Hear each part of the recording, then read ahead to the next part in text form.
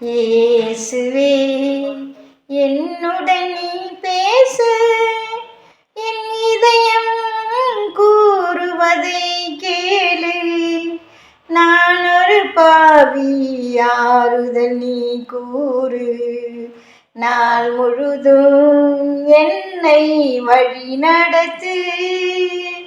இயேசுவே உம் திருப்பெயர் நான் பாடிடும் கீதம், உம் திரு இதயம் பேரானந்தம். உம் திருவாழ்வெமக்குருளும்